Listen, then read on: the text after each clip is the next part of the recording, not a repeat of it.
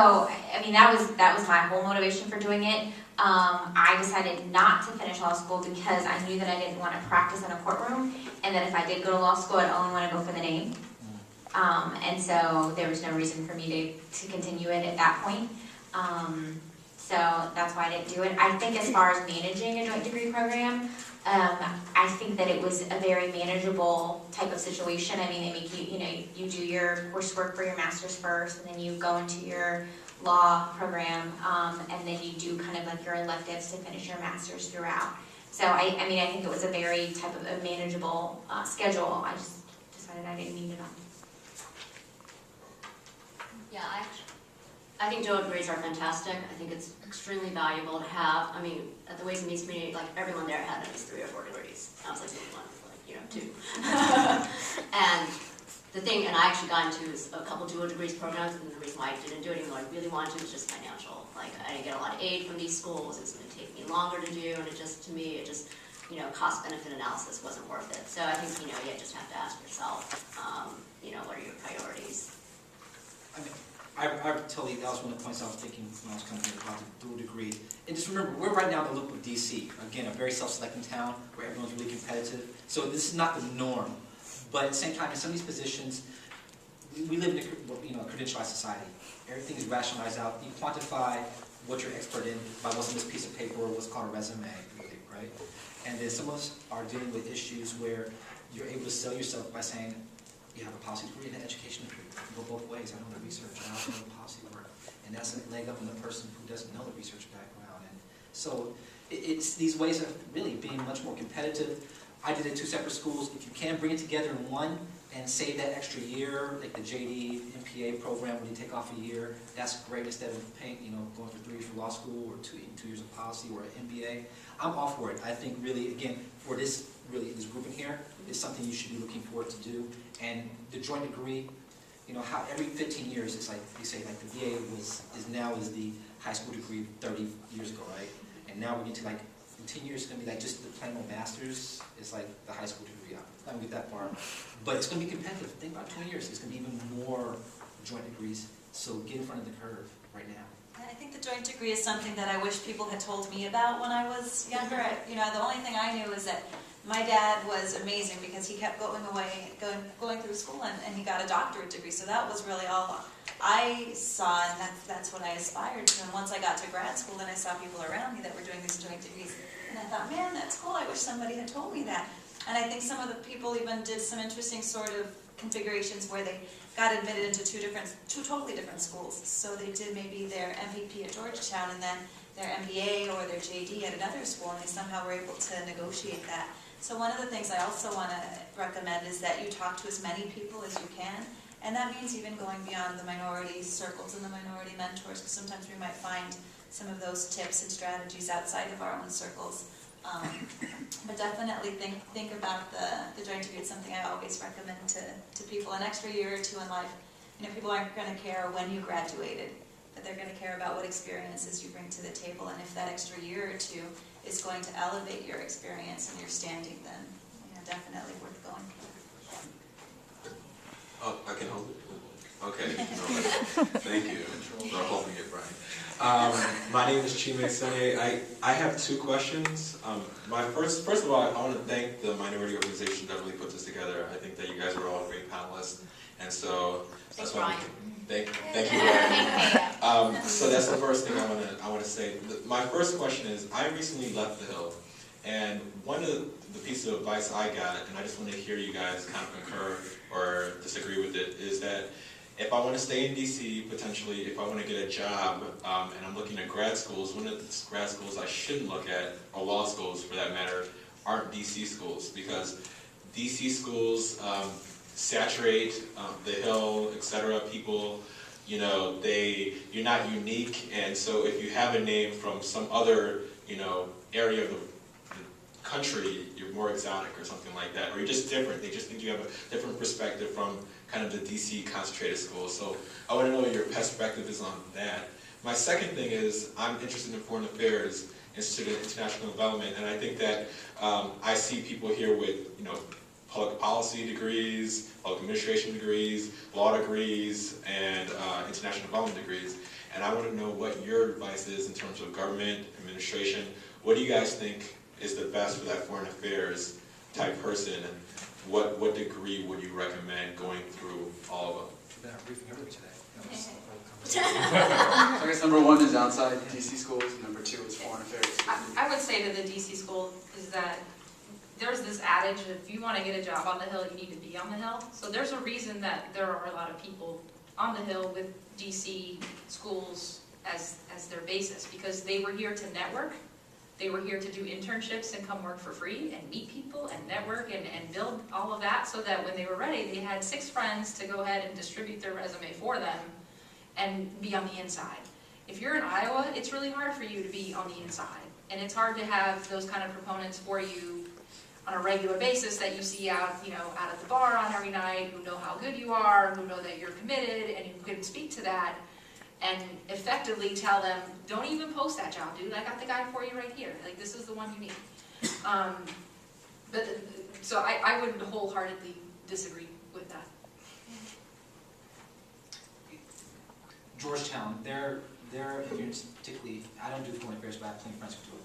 I mean, their master's program in foreign service is outstanding. I mean, proximity, because it's right down the street from Foggy Bottom. And again, it's the proximity issue. Most of the Georgetown schools, particularly the graduate schools, the law schools, policy schools, benefit from the proximity issue. But are there, if you start looking up the food chain in a lot of organizations, you consistently see that a lot of people aren't from the DC schools. I mean, so there's a lot of other good programs. Again, it's about where you want to evaluate who's going to give you money, where is it comfortable for you to be most successful, and go and take those 2 to 3 years, what it is. So I'm trying to play that line. I don't want to knock any DC schools, but I want to say there's some good ones, and there's some all right ones, and there's some really good ones either. And I would add one thing about the DC schools. Again, like I don't know that it really matters at the end of the day where you go to school. It's a lot of times how you sell yourself and the experiences that you have and how strong and ready you are for whatever job you're applying for. But one of the things that I really loved about going to grad school in DC was that we were part of this DC consortium. And so we were able to take classes at any of the other area universities. And so in my case, I decided I wanted to take classes in the Georgetown Law program, which was still part of my same university. But it was cool to be able to go and kind of see how these other students thought and meet some of the professors that were over there on that campus. And so that's something that also isn't always talked about. But I think in this case, regardless of what school you go to, it just comes down to how you sell it, what you do with what you've got, the experiences that you make. But I think, for those that might be living at DC area schools, coming from California, loved the fact that I was able to interact, especially on the international level.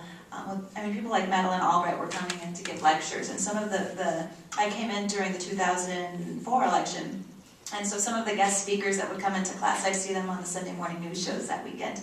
And so to have that type of access for me, especially, coming from the other side of the country, was just amazing. Once you're here in DC, it's kind of like, oh yeah, that's so-and-so, that's so-and-so. But for me, I still, love that sort of access and that opportunity. So for me, the DC schools was personally enriching. So regardless of how other people judge it, for me, it was rewarding. So I was just going to add on the foreign policy stuff. I have a personal friend who's the whitest guy you've ever seen from West Virginia. I mean, pale, blonde hair, blue eyes. And he decided he really loved Africa. And he visited Africa, routinely learned Swahili, of all things. And he now is a foreign service officer at the State Department. So, if you're interested in foreign affairs, foreign policy, you don't have to limit yourself to the Hill. There's also the State Department. And to round out a good resume, I would say look for an educational program that allows for travel abroad, because the State Department wants to see that you're not just trying to use them to travel with them, but that you have a commitment to your interests in things foreign and abroad. And so I think if you're allowed to go spend a semester learning another language, learning another culture, something as diverse as going to India and spending 6 months there. They need a lot of foreign service people in India, for example. And so I would just even think outside the box that way, because it doesn't just have to be on the Hill. It can be, there are other ways to get foreign policy experience. But yeah, my roommates are all SICE people, and I have tons of friends who have gone there. I think it's an excellent program. I had applied to the Fletcher School, which I think is another excellent program. And so I think it's a really valuable degree to have, and it is a funneling tunnel to State Department, CIA, FBI, intelligence agencies, and I definitely recommend it. I'd gone back and forth. Do I want to go foreign policy or do I want to do domestic? And I gently chose Hopkins because I knew I could take classes at sites while still having a domestic policy, so I could do both, best of both worlds. The other thing that's good about the DC schools compared to outside, if you're that person who has to work and you can't take time off, and I see that about the DC schools, they do make it very convenient for you. Because if you go to most policy schools or other schools outside the city, you're going to go full time. And so that's the reality. Some people would have to work to pay out their school, and so you get that balance of professional and graduate school at the same time. DC's good for that. Cassandra, I was just gonna say that, you know, there's not one way to do something. There's not two ways to do something. There's not 50,000 ways to do something. I mean, you can do kind of whatever you want to do as long as you are kind of committed to what it is you want to do and you know what you want to do. And oftentimes you have to have worked in the arena and get a feel for what it is. For instance, you know, I worked at the BPW and I went home and went to grad school. I found out after I got home that KU was, you know, one of the best schools in public administration. I didn't know that when I went home. I went home because my mom was an accountant and she said, you are not going to have $1 trillion in debt. You're just not. And ever since I was, you know, learned how to talk, I knew that I could not have $1 trillion in debt. I didn't even know how much $1 trillion was worth, but I just figured all schools cost that much. So, and it worked for me. You know, it worked perfectly for me. So I just think it depends on if, you know, knowing what you want to do and then setting your plan to do it. we have time for about 2 more questions. Anyone else? Christina, since I've been here, I've asked quite a few people about public policy school versus law school. And the advice that I've gotten, a lot of people have been saying, and maybe it's because I'm on the Hill, they say don't do public policy, just go straight to law school. But just recently I've been getting a lot of other advice saying don't go to law school because of the debt that one acquires from going there. And I think I've gotten into this idea, and then I've gotten other advice to do the joint program, and then that just messed everything up, just do both of them. And, you know, I don't come from a wealthy family whatsoever, and I do think I want to stay here, or not necessarily in DC, but in government in general. But can you, how would you, if I were to ask you that, how would you respond? I'll give you the disclaimer that I actually don't know a lot about these MPP and M.P.A. programs. I purposely don't know a lot about them, to be honest with you. And this is in the full disclosure that I'm being brutally honest with you. I mean, I came from Wall Street, and these kind of degrees weren't valued on Wall Street because you wouldn't use those on Wall Street. And I figured to myself at the day when I was trying to go build credentials for myself, the JD wasn't just something that I could use for my love of politics, because what if that didn't work out? I could also be a lawyer, that was my backup. And finally, if I ever needed to go back to finance, because I still know how to do that, and I still have that on my resume, and I still love Goldman Sachs, I can still take my JD there and be useful too. So the thing that sold me on the JD was that it was cross-marketable. And the skill sets that you get in a JD are transferable in any professional environment, in my opinion. Now, my opinion on public policies, and it's limited, I will tell you that, I don't know a lot about them, is that they're good for government work or policy work. And I don't know how I would transfer that, for example, if I went back to Goldman Sachs. What would I use an MPP for at Goldman Sachs? I don't know. Or if I took the bar in the state of California, thinking that my husband's in entertainment, and if this whole lobbying thing or Hill thing doesn't work out, I'll go back and be a lawyer in LA. I don't know what I would do with an MPP in Los Angeles in that kind of professional environment. So for me, it was all about abilities to have fallbacks and other plans if I needed to. It is an amount of debt, it is a large amount of debt, but for me, like, I knew what I wanted to do with my JD was to go make money. So I have significant belief that I'm going to use this and have a way to pay off those loans. With these MPP programs, if you work in government, I mean, I'm hearing from Melody just now, I didn't know about this, that they're paying back loans at $800 a pop. That's more than I paid on my student loans right now. So maybe that's a good program, I don't know. I mean, but it is a significant thought I would worry about on law school debt. I know somebody who graduated with $225,000 in debt. Now that is insurmountable in my opinion. Like, that's a mortgage. So that's a lot to take on. I didn't have anywhere near that much. I worked the 4 years at Goldman. I had some savings. I paid off a lot when I was there. So I didn't come out with anywhere near that amount. So it's much more manageable. Yeah, maybe 1 or 2 of the panelists. My dad's a lawyer, come from family of lawyers, and uncle's a lawyer, so I know lifestyle billables and all that crap, and I was like, not for me. But there's definitely few skill sets that give you an edge on the hill being a lawyer. If you want to do that stuff, you want to write legalese, you want to write that stuff, go ahead, more power to you. But the great thing about being a Hill staffer, if I want to draft legislation on Capitol Hill, I don't need to write the legalese. I'll send it to Ledge Council, let them deal with it. So I know how to phrase and how to put down my thoughts in what I want to produce, but I don't have to write the legalese. If you want to do that, more power to you. If you want to be a legal counsel, if you want to be counsel, particularly on like judiciary and a few certain committees, yeah, it would be good to be a lawyer. But the majority of lawyers I know on Capitol Hill, they're LAs, and, different councils and stuff, they'll tell you that their law degree really makes no difference compared to a policy degree on Capitol Hill. It does have more earning power, but I would beg to differ actually. The selling point for, honestly, for most policy schools, it actually gives you more skills than being in law school because you cover more issues, but we don't cover legalese. But that's a premium for that type of skill. And the thing is also, most major policy schools now, the first thing they'll tell you is government work is the old paradigm of public policy. That's our image of it from the 1960s, which is not true anymore. A good portion of people that come from Woodrow Wilson go to McKinsey, go to Goldman every year. It provides you, analysis, political, economic. That's why it's very demanding. My friends that went to Yale Law School, Stanford, and NYU, who also did the M.P.A. joint program, always said the Woodrow Wilson School is much more demanding than their law school program. It's harder. You're using more of your brain. I think it's just brain. I'm bringing things up a little. I think one of the things that's just really important to come back to is just doing your homework when you look at the different grad programs, because even within, for example, the MVP programs, each school may be very, very different. And in my case, our program really focused on a lot of statistical analysis. And I had been a communications major and done literature and theater and all of these other creative, flowery things. And so in my case, the skill set that I wanted to develop in grad school was more of that analytical, statistical, number crunching sort of stuff that I didn't really do in undergrad.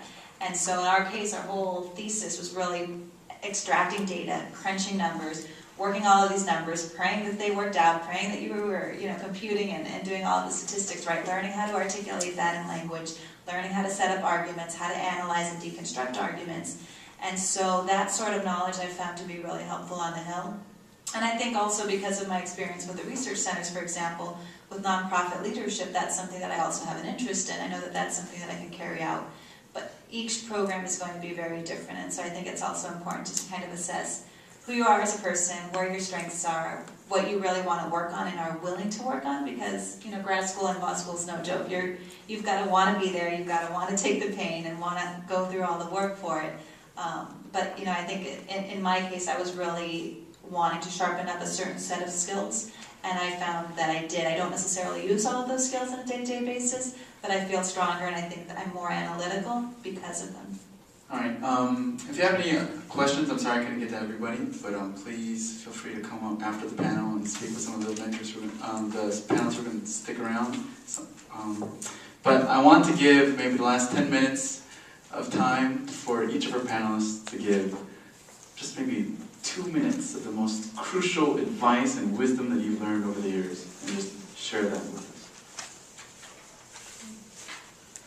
Blood, sweat, and tears, that's what it was. What I'm trying to lace you with. I try to summarize it in most of my answers, but when it comes down to it really is thinking about those, I think the 5 areas we consider, again, in no particular order. Funding is always a big issue. Can you get funding? That's important. 2, location and quality of life is huge, and really it was a painful first year in that school, and maybe they'll speak to it, but you need to consider, what type of environment you need. 3, again, don't go to a school that's not going to specialize in the area that you want. Don't make that mistake. So do your background check. I think sometimes this is kind of counter to my, just like, apply to the big name schools. Go to a school that has most specialized in what you want to do.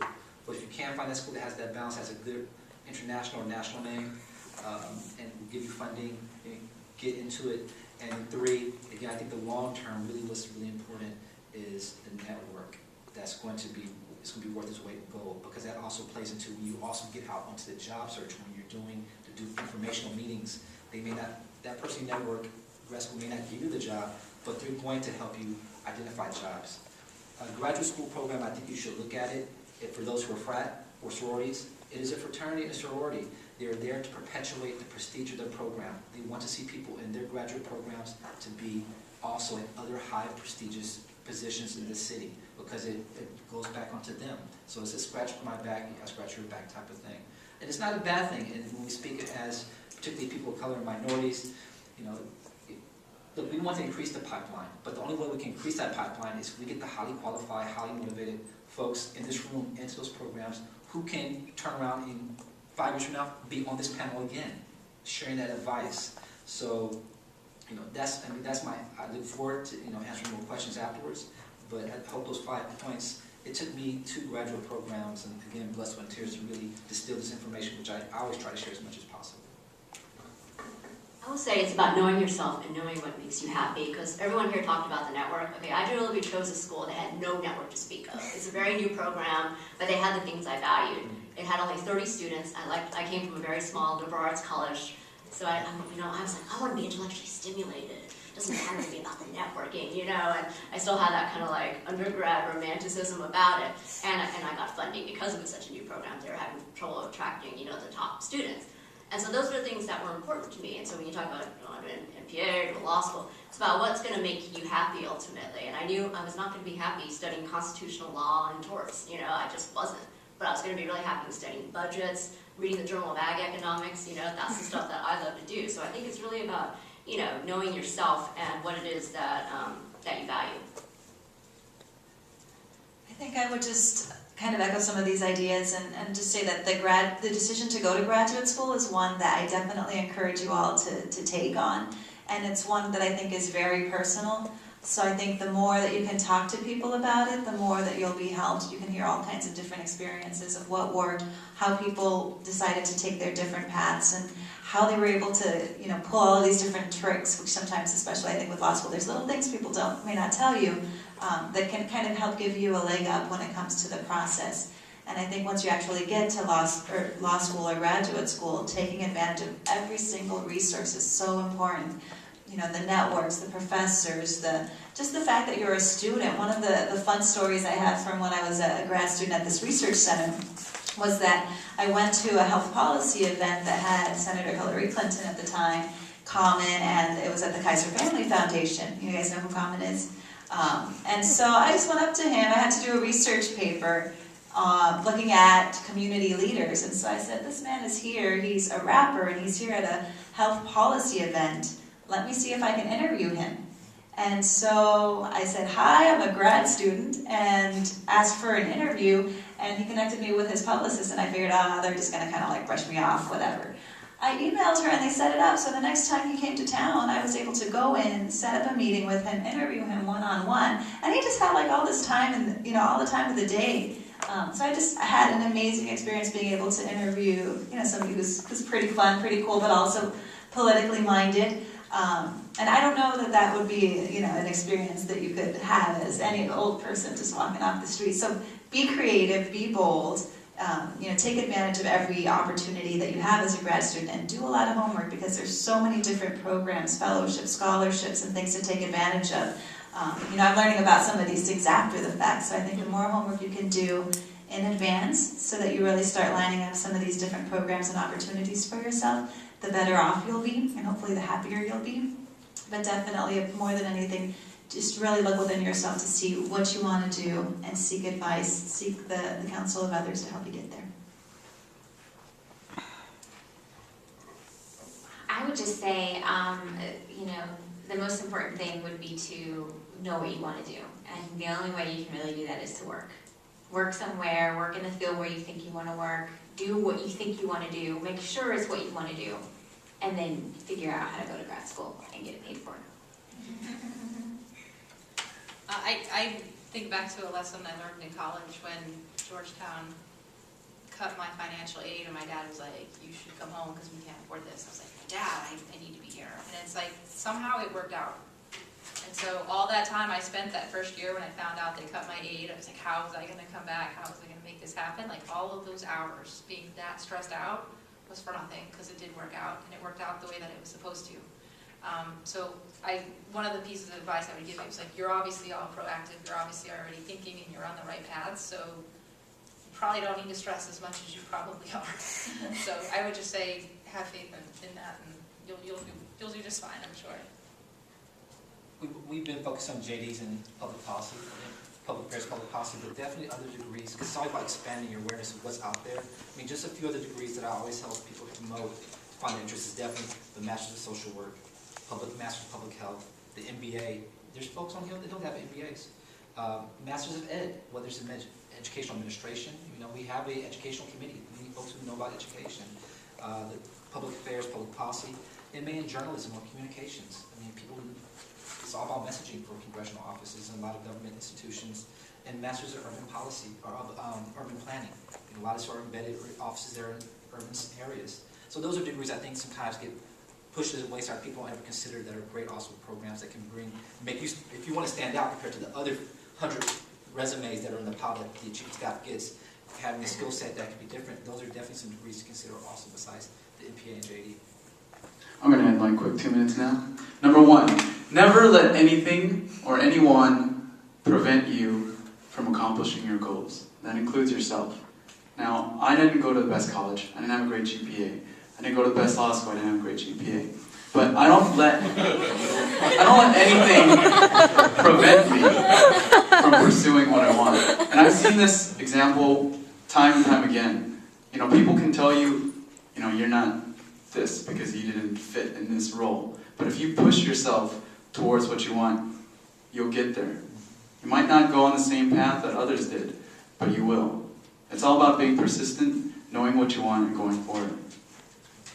Number 2, take advantage of your network. And not just like, oh, these are people I know and I never hang out with them or talk to them, but when I need something, I ask them for something. No, I mean, build friends and build mentors. They could be professors at your school. They could be working alongside you right now. But cultivate strong relationships because you have no idea how the people in your lives can impact your career path or just your life experiences in many ways down the line. My mentors in law school, the first mentors I ever met, changed me completely. This one mentor, I wouldn't have become student body president of my law school if it weren't for him. I wouldn't have worked for the civil rights law firm that I ended up working for if it wasn't for him. I wouldn't have been elected delegate without him. I wouldn't have come to DC. This one guy just changed my life.